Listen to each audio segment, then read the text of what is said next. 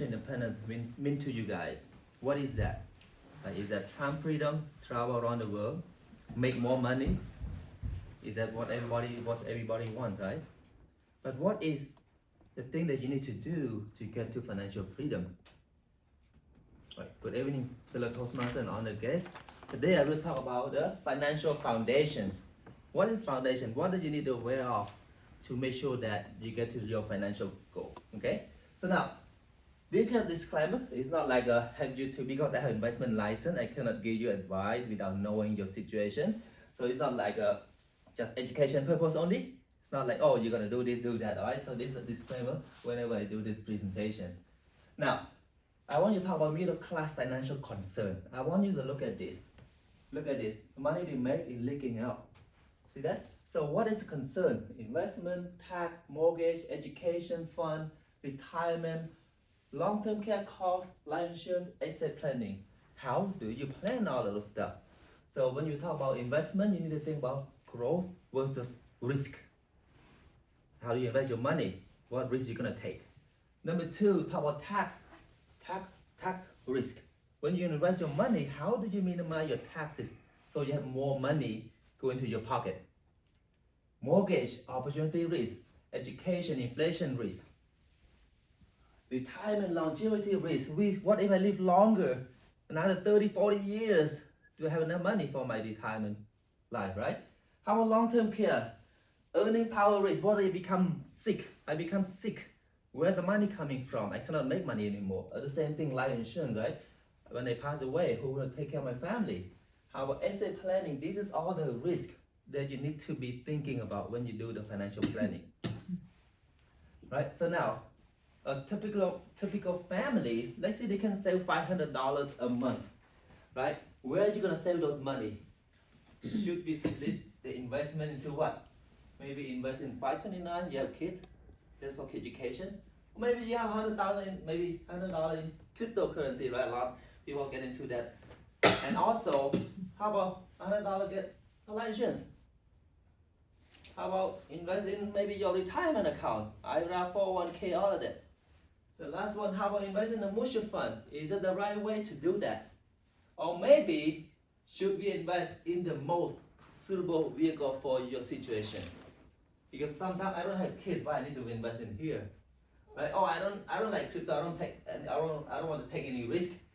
Why would I invest in here? Right? So that's different way, different strategy to have different clients, different way. Now, challenge in the United States you're facing right now. What is the challenge? I want you to look at this number. Don't get confused, don't get nervous, right? I want to make sure that you understand this. This number right here, the US national debt, I printed out 6 months ago. $35.9 trillion. And look at this number in the bottom right here, right? Medicare liability, 41 trillion. Social Security liability, $27 trillion. That's a lot. A lot of people need to know that 44 million people live in poverty right now in the United States. People, oh, that's the richest country in the world. Why are we living? 44 million people live in the poverty, right? And I want you to look at this. These are important numbers. $5 trillion US tax revenue. Basically, they take home, the government collect $5 trillion in tax last year, but they spend $7.2 trillion. How can you sustain that as a family when you make less than you spend? You add $2 trillion a year into this right here. Another one I just looked at a couple days ago. This is the newest one, right? They take out the crazy number on the bottom. They don't want you to see anymore. The scary $41 trillion unfunded Medicare, like liability. $21 trillion in that social security, all of those stuff. But the earnings still the same. Spending a little bit less. I think those things that's coming right here, see to put those clock now. How much they save per citizen, but also how much per debt. How much debt per taxpayer is increasing. $272,000 go to $323,000 per taxpayer. Why? Because your debt is increasing. only 6 months, it increased more than almost let me say, yeah, about $800 billion increase. That's a lot, right? So what we do as a regular family, if the government in debt. Let me talk about this. Let me put into the really simple, right? Let's say this is the government. This is family. Family, right?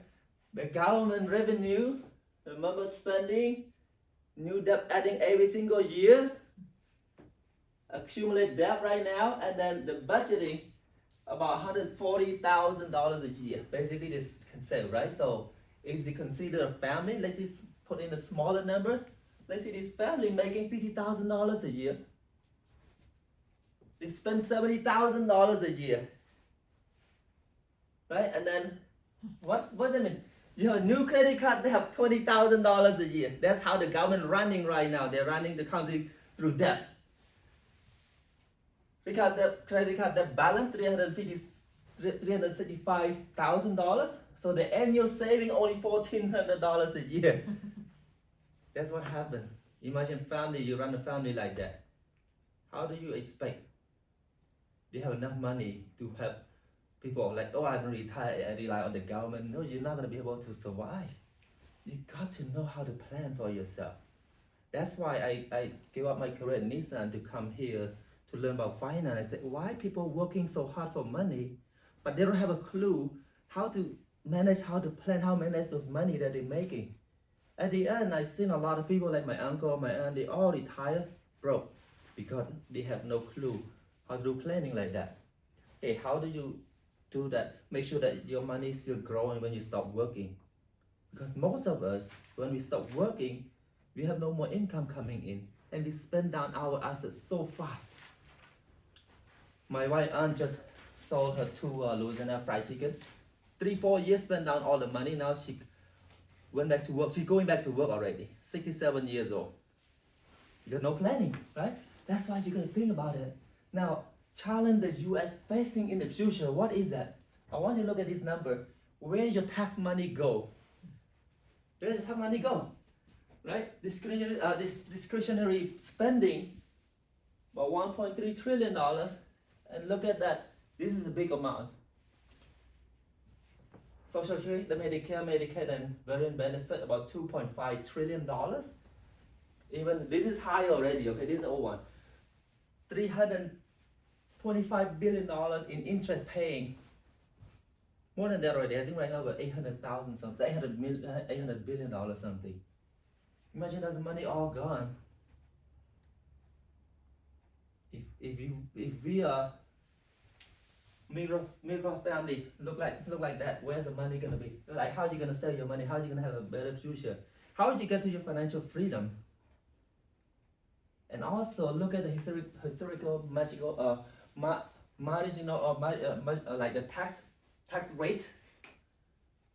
People say, oh, you pay too much tax. Right now it's low, by the way. After World War II, the tax rate about 94.6%. Even 1980, 50%. Now we pay what, 37% the high tax, right? If the government in debt right now, where they get the money from? The income from taxes. That's a 401k money. They can look into that. So be aware how to plan ahead. I want to teach you a little bit. There's a book that you should read to find out how do you minimize your tax when you retire, right? Now, risk, it hurts more than you think. There's a lot of risk. Emotional volatility risk. Up and down like the market drop. I have a client call me when the market dropped 2 days, dropped 10-11%. More than $10 trillion out of the wipe out from the market, right? He called me, Billy, I should have listened to you 6 months ago. Now I don't know what to do. So I did the planning for him and said, stay calm, wait a little bit to see when it bounce back, I can do the planning for you. And then market volatility risk. Emotional risk is the biggest one. He becomes sick, he got sick because of that, right? Inflation risk. You know, the cost of living right now is going higher and higher. I remember when I go to the restaurant, 2 people, $55. 1 bowl of noodles, 2 bowls of noodles, $55. And tax risk. People think, oh, I have $1 million in 401k, that is not your money yet, by the way. Because the government have the right to dip into your 401k money because you haven't paid tax on that yet. How do you minimize those taxes? There's a plan. You need to have plan in place so you can have that money for yourself. Right? Now the next one, how's your money work for you? Right? Compound interest. Last time I talked about 2/3 of American right now, they don't understand about the compound interest. 2/3. So only 1/3 that how understand the compound interest. Basically, how's money work for you, right? If you earn 1% of your money, let's say you return 1%, it's gonna take 72 years to double your money. Because rule 72. You take number 72, divided by the interest rate that you get.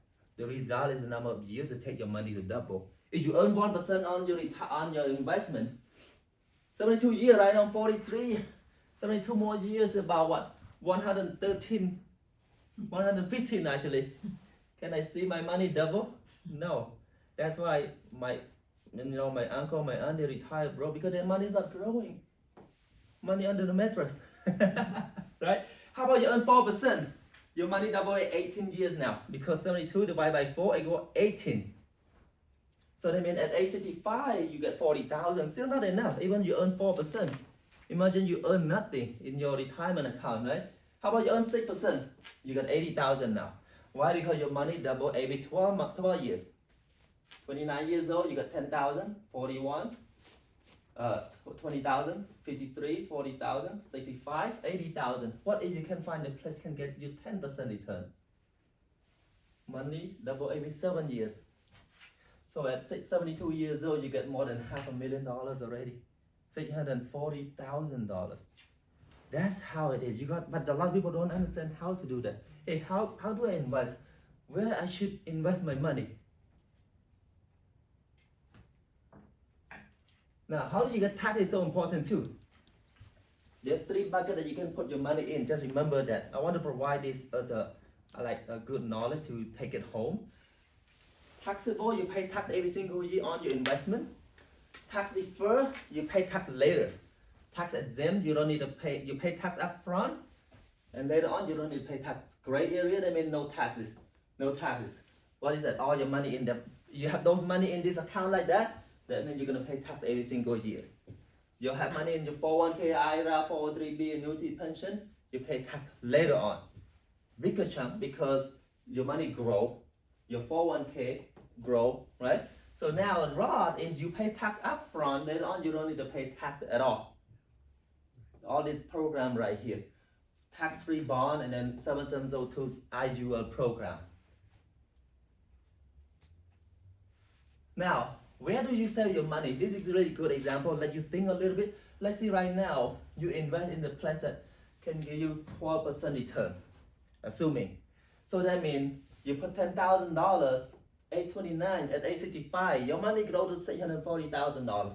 What if you invest in the place that you need to pay tax every single year? Let's see, among with that 12%, you pay 1/3 of those money to taxes. So how much the net? It's gonna be 8%, right? So you talk about 8% return, you end up have this one. Huge impact if you understand this concept. Because you need to pay tax every single year on investment. Instead you get 12, now you only get net 8. You get 160,000. You thought, oh, it's not that much, only 33% taxes. But end up, you lost about 75% of your money. Simple knowledge, people didn't know that. See that? Now, another one. What to consider as an investor? You need to understand this. Number one, you need to know how to reduce your tax liability. How do you invest? Different tax bracket, remember? Tax now, tax deferred, tax advantage. But don't put too much in the tax deferred, you're gonna end up paying a lot of taxes. Get some in tax advantage, tax exempt program. Diversify investment under different tax category, like I told you. And then learn how to control risk. Now, how people get started? You need to have a goal and stick to it. A lot of people don't have any goal. Even they have goal, they don't stick to it. That's why some program discipline you to keep put money in. You gotta put money in, right? So you gotta have the goal and stick to it. Number two, reduce daily expenses where possible. right? Number 3, build a disciplined saving habits. Number 4, invest in a suitable financial vehicle. I love this one. You want to help them out by saying, oh, I'm good. You don't want to be that person, right? Working so hard, you don't know that your world is not round. Pull that. This is a reading list I want you to pay attention to. This is really good. I finished all those books, right? So this reading list that you should read. No excuses, really good, right? So that's it. My presentation is done. Just learn to grow, not to know is not good.